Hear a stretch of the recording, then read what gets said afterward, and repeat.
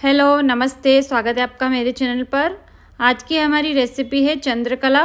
दिवाली नज़दीक है तो आज हम कुछ मीठा बनाना सीखेंगे। चंद्रकला एक स्टफिंग वाली मिठाई होती है जो अंदर से सॉफ्ट और ऊपर से क्रिस्पी और स्वीट होती है।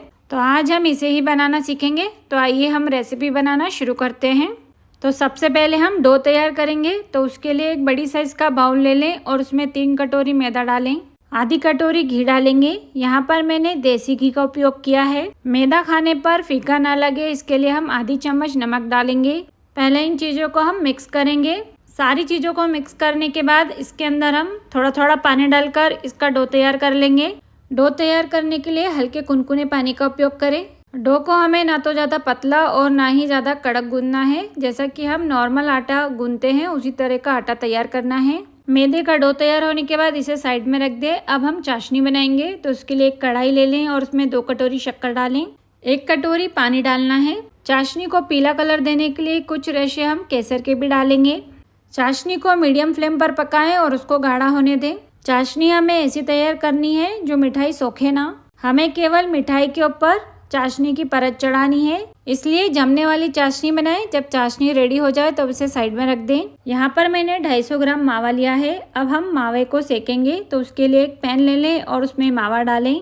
यहाँ पर मावे को किसने की ज़रूरत नहीं है। मावा जिस कंडीशन में हो उसी कंडीशन में आप पैन में डाल दें, क्योंकि जैसे ही पैन गर्म होगा ये अपने आप मेल्ट हो जाएगा।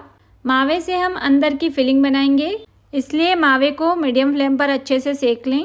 5 मिनट सेकें, उसके बाद गैस को बंद कर दें। जब मावा ठंडा हो जाए तब इसमें हम ड्राई फ्रूट्स मिलाएंगे।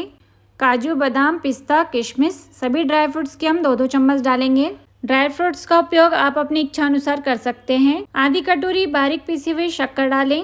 अब इन सभी चीज़ों को भी हम अच्छे से मिक्स करेंगे। तो ये हमारी फिलिंग बनकर रेडी हो चुकी है। अब इसे हम साइड में रख देंगे। फिलिंग रेडी होने के बाद अब हम चंद्रकला बनाएंगे। तो हमने जो मैदा गूंद के रखा है वो ले लें और उसे एक बार और मसल लें। तो ये हमारा आटा भी तैयार हो चुका है। अब इससे हम गोलियां बनाएंगे। बड़ी साइज की गोलियां बनानी है तो हम इतने आटे से 4 गोलियां तैयार करेंगे। अब इनमें से एक भाग ले लें और उसकी गोली बनाएं।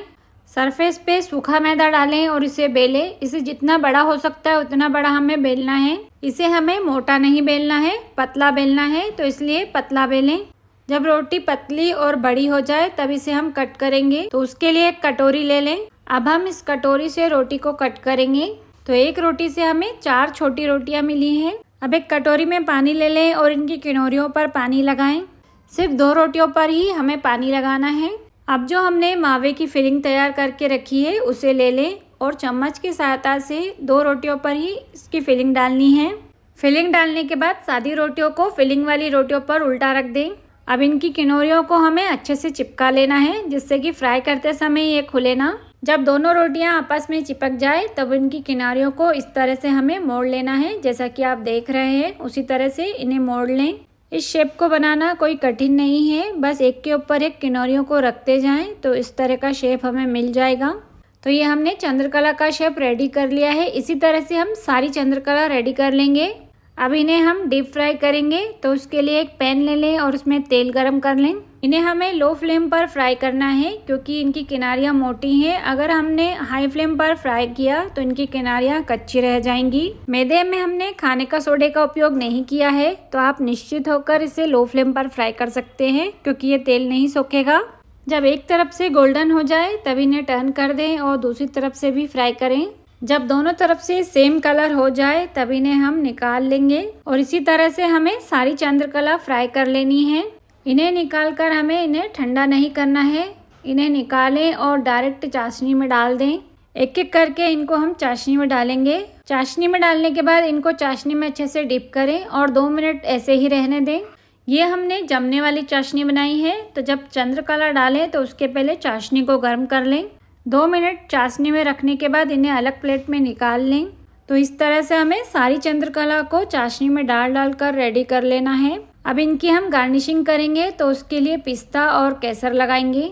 3 कटोरी मैदे और 250 ग्राम मावे से हमारे 12 पीस चंद्रकला बने हैं। तो ये हमारी चंद्रकला मिठाई बनकर रेडी हो चुकी है। अब इनको हम सर्व करेंगे। तो मिलती हूँ कल आपसे नेक्स्ट वीडियो में।